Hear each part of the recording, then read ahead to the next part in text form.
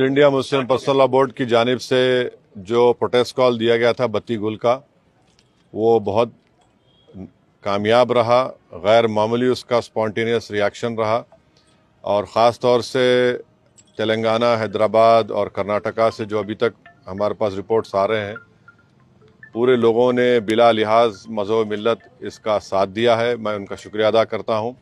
और इस प्रोटेस्ट करने का एक ही मकसद है कि हम नरेंद्र मोदी गवर्नमेंट को ये पैगाम देना चाहते हैं, ये मैसेज देना चाहते हैं कि आपने जो वक्फ अमेंडमेंट एक्ट 2025 बनाया है वो वक्फ बोर्ड के मफाद में नहीं है। वो वक्फ बोर्ड को बर्बाद करता है, वक्फ की प्रॉपर्टीज़ को ख़त्म करता है और ना उससे कोई रेवेन्यू में इजाफा होने वाला है। तो ये हमारा प्रोटेस्ट इसीलिए था और क्योंकि जो कानून बनाया गया वो अनकॉन्स्टिट्यूशनल है, हमारे संविधान के फंडामेंटल राइट्स के आर्टिकल 14, 15, 25, 26 और 29 का ग्रेव वायलेशन है। इसीलिए ये प्रोटेस्ट कॉल दिया गया है। आइंदा 1-2 हफ्ते के बाद ह्यूमन चेन का भी प्रोटेस्ट होगा, राउंड टेबल कॉन्फ्रेंस होंगी। तो ये हमारा प्रोटेस्ट उस वक्त तक चलता रहेगा जब तक नरेंद्र मोदी की हुकूमत इस बिल को वापस नहीं लेगी। मैं आप तमाम का शुक्रिया अदा करता हूँ जिन्होंने इस बत्ती गुल प्रोग्राम में हिस्सा लिया। जिस तरह के बत्ती गुल कार्यक्रम या प्रोग्राम की जब बात करते हैं तो आपको क्या लगता है कि इस तरह के प्रोग्राम से क्या संदेश या क्या असर हो सकता है? नहीं, ये देखिए, ये स्पॉन्टेनियसली जनता ने 15 मिनट के लिए अपने घर की लाइट को बंद किया, अपने कमर्शियल एस्टेब्लिशमेंट्स को की लाइट को बंद किया और एक मैसेज हम देना चाह रहे हैं प्रधानमंत्री नरेंद्र मोदी को कि आपने जो कानून बनाया वो अनकॉन्स्टिट्यूशनल है, वो ब्लैक लॉ है, वो वक्फ प्रॉपर्टीज़ को बचाने के लिए नहीं, वक्फ प्रॉपर्टीज़ को बर्बाद करने के लिए। और एक ऐसा एक्ट आपने बनाया जो भारत के मुसलमानों की मस्जिदों को, कब्रस्तानों को, वक्फ की प्रॉपर्टीज़ को उनसे छीनने का एक एक्ट बनाया आपने।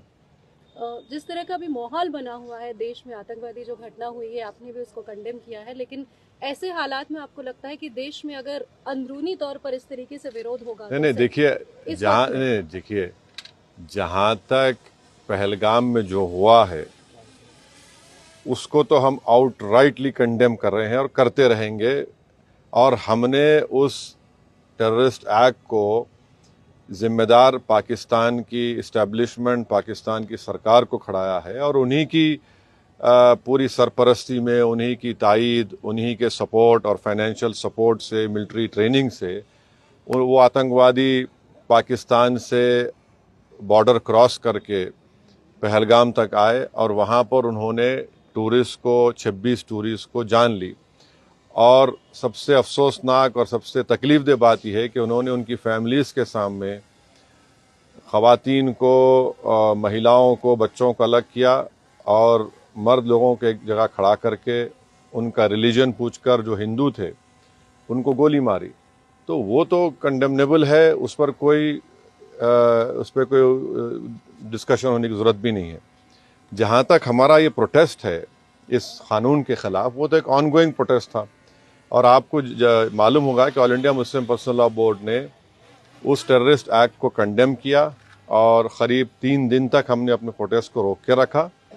तो ये पहले से तयशुदा प्रोग्राम है। जहाँ तक देश की अखंडता, देश की इंटीग्रिटी की बात आएगी, उसमें तो कोई कॉम्प्रोमाइज़ नहीं हो सकता। सर, आज की सबसे बड़ी खबर caste census, national caste census, इस पे आपका क्या कहना है? आपने धन्यवाद भी दिया है, एक तरफ क्रेडिट लेने की बात हो रही है, एक तरफ बीजेपी कह रही है कि तो मैं आपसे रिक्वेस्ट करूँ, कल सुबह बात करेंगे ना, अपन आराम से बात करेंगे। ठीक है सर, आपका रोड मैप क्या रहेगा आगे के लिए? अब जो all India Muslim personal law board का प्रोग्राम है कि नेक्स्ट मंथ मई में ऐसे ही एक टाइम पर दिन में एक ह्यूमन चेन बनाई जाएगी इस वक्फ अमेंडमेंट एक्ट के खिलाफ और फिर राउंड टेबल कॉन्फ्रेंसेस भी होंगी। तो बकरीद से पहले 6 जून तक ये प्रोटेस्ट प्रोग्राम चलेगा। बाद का program all India Muslim personal law board तय करेगी। कांग्रेस अपनी तरफ से जो है आंदोलन कर रही है, प्रोटेस्ट कर रही है, तो क्या एमआईएम क्या आंदोलन कर रही है? जैसे वो इंदिरा पार्क में भी एक प्रोटेस्ट करना चाह रहे थे और किस बारे में? इसी को लेकर तो अब हर एक कर सकता है। क्या एमआईएम भी ऐसा कुछ प्लान कर रही है? नहीं, देखिए, हमारा जो प्रोटेस्ट प्रोग्राम है वो all India Muslim personal law board के ही उनके इंस्ट्रक्शंस पर उनके साथ हम प्रोग्राम कर रहे हैं। जेएसी जॉइंट एक्शन कमेटी और नहीं, हर कोई प्रोटेस्ट कर सकता है, इसमें क्या, उसमें कोई दो राय नहीं। मगर हमारी पार्टी ने फैसला किया कि हम under the umbrella of all India Muslim personal law board ये प्रोटेस्ट प्रोग्राम करेंगे।